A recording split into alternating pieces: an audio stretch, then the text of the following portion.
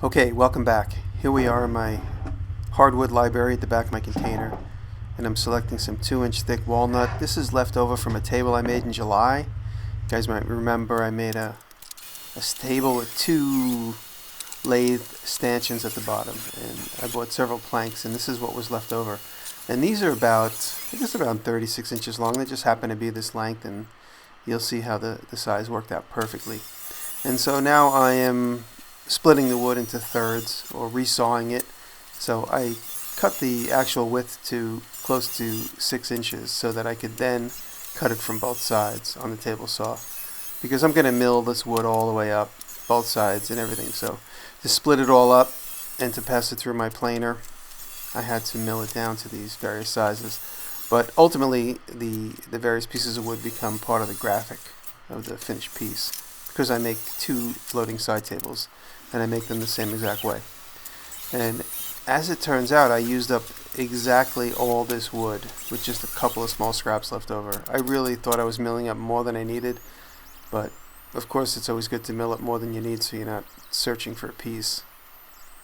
And so now I'm just planing both sides.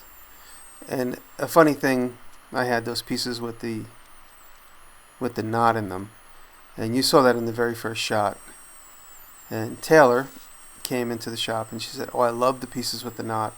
I was trying to figure out a way to cut around them to get rid of them, but when she realized she liked them, I saved them to figure out how to incorporate them into the design. I'm making 2 floating nightstands that will hang on the wall, and Taylor came up with the concept of these. And here you see I'm just selecting the wood. I don't have a joiner, so what I did in that previous shot was I just passed them through the table saw several times, taking off just a little bit at a time. And now I'm going to use splines to connect these pieces. It was a little too skinny to use for the domino joiner, so I ended up just using splines. And you'll see I'm cutting the splines there in walnut. All this wood is a 1/2 inch thick. So there you see how the spline works. So Taylor came up with this concept for these 2 floating night tables. Years ago I made this puzzle box where everything was beveled and 2 U-shapes slid together and you couldn't see the seam. And so she said, wouldn't it be great if you made tables like that? And that was the idea for these tables. And now I'm just gluing them together. When you make these splines, I made them kind of tight, so I had to really squish the glue out of there. And a good way to get rid of that glue is to just rub dried sawdust on it. It soaks it up, because the minute you try and wash it off, it just moves all over the place. And now those were bowing when I put the clamps on them, so I just screwed those battens just straight down to the table. And I actually made sure I washed all the glue off, or at least rubbed the glue off with the sawdust. After a couple of squeeze outs, I took it off and then put them back down. And so there are my 2 dried up glue ups, and I'm using a card scraper to get rid of the glue. And now I'm breaking up for my cuts. Now I'm going to basically make 2 waterfall type tables where the grain is going to wrap completely around 3 sides. And so I'm just mapping out my stuff there, and I'm cutting off the ends. And once I get the 2 pieces the same size, I have to try and remember to do all the cuts anticipatory that are going to become rabbets and glue areas. And so I do my bevels. You'll see how they come into place in a bit, or my rabbets there. And I forgot to do the bevel before I split it up. So now the first cut I should have taken was my bevel, but I was so anxious I cut it all apart first. And I'm using those heavy weights because that piece of wood had a little bow in it, and I wanted to make sure that it cut flat.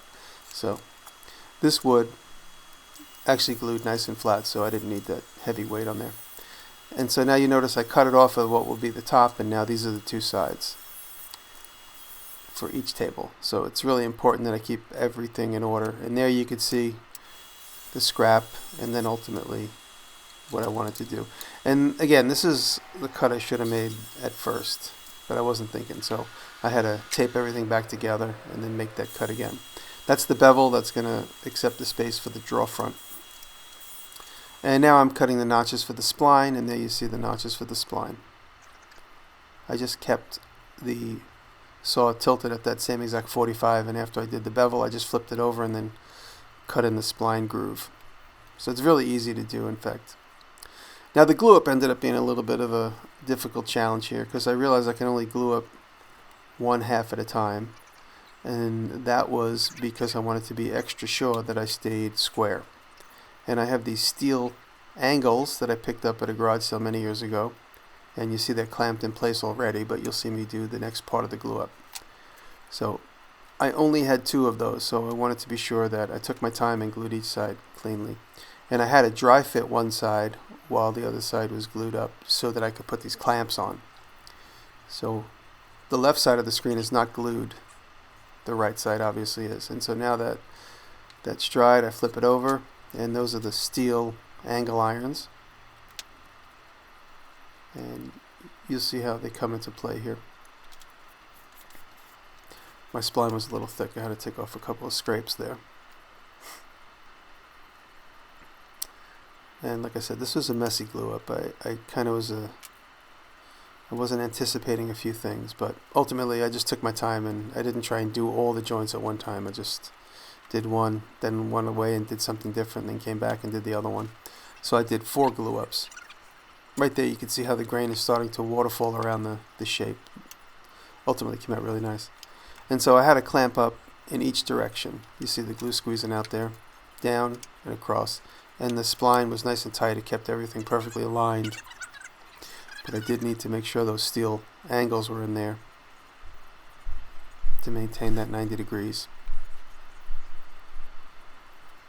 And now this is gluing up of the second one. And just like I said before, when you do something multiple times, you go to school on the first few, and by the time you do the last one, you know exactly what you need to do, but you're done. So the very last one is always the most perfect one. And this here is the very last one. I was an expert there, after 3 of them.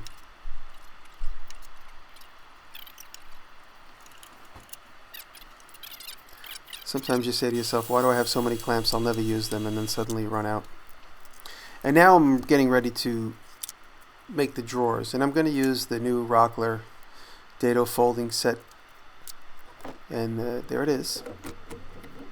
It creates a notch in the plywood right up to the veneer so that I could then fold, and it kind of makes a nice miter lock. And it took a little tweaking, a couple of sample cuts, and actually only 2 sample cuts until I had it right on the money. And you see a film crew there filming me for Patreon. I'm going to be in an upcoming Patreon spot. So I got so wrapped up in them shooting me, I completely forgot I was making this video. And at the last minute, I threw the GoPro up in the air there. And the way this works is you cut right up to the veneer, so it's important to put tape so you don't go all the way through. And one thing I did realize using this small table saw for this job, you notice that the cuts flap around, so you see there I use tape to keep the cut from flapping. Because once you cut it, now it's free to fall. And if everything's facing down, gravity's going to pull it down. Here's a detail of what's happening. You can see that there. That gets cut out, and then it leaves room for a glue joint. It just folds up. And you have to cut from either side of the fence. So that's why you notice me move it around. You cut from either side of the fence, 2 cuts in one direction, 2 cuts in the perpendicular direction from either side of the fence. And there it is. It went together nice. I just threw a couple of pin nails in it and then a couple clamps just to drive it home. This is my second drawer. And these actually were the second and third that I ever made. I only made 1 before I made those 2. And before I took the dado stack apart, I made a whole bunch of little drawers.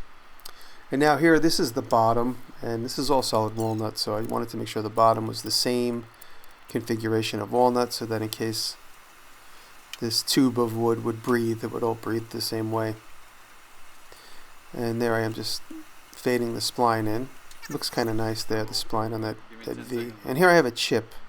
I lost it. At one point I realized I was missing a piece, so I have to splice in a little chip.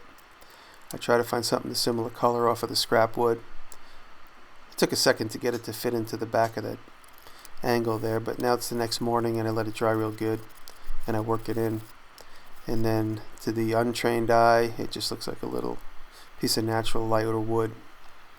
And now I'm sanding in all my joints. Everything's nice and dry. And that bevel was very sharp and susceptible to chip. It still is, even after everything is done. but especially there. Sometimes it's nice to make a nice thin sanding block, so that you see me make there out of some scrap wood. And I'm using the bandy clamps to glue up the top of the open plywood there, in both directions. And now this is the back. Remember early on I made those dados, or those rabbits I should say. These pieces of plywood pop right into those rabbits I cut in the very beginning. And I epoxied the back in, and I made sure the epoxy was squished into either side of the joint, because that plywood is going to carry the floating shelf. And you notice how I just used that sanding block there? You can back the video up and watch what I did there. By keeping that sanding block level across all edges of the drawer, I ensure that the top of the drawer is all sanded perfectly flat.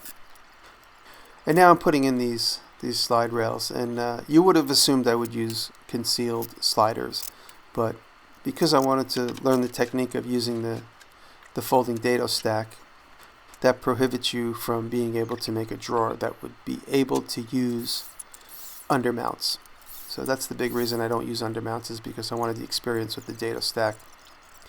And now my drawer faces, you see where those knots come into place, and I had to splice them because it was a little bit wider than 6 inches. And I just tried to do a little bit of a grain match.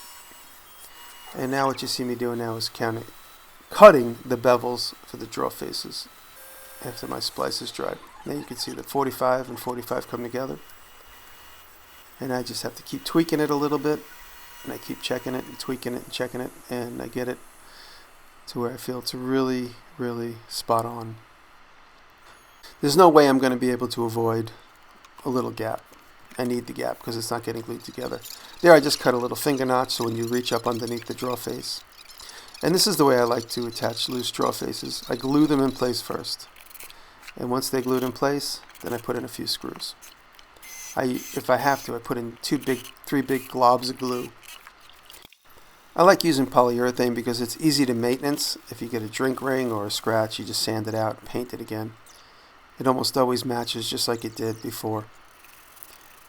Walnut, though, is very susceptible to fading in the sun, so you got to be careful you paint it with a good, proper paint. If you're going to have walnut just sitting in the sun, it turns orange. And there you see my spike push stick. This is the template for the mounting bracket, or rather, should I say, for mounting to the wall. This is a template for the holes.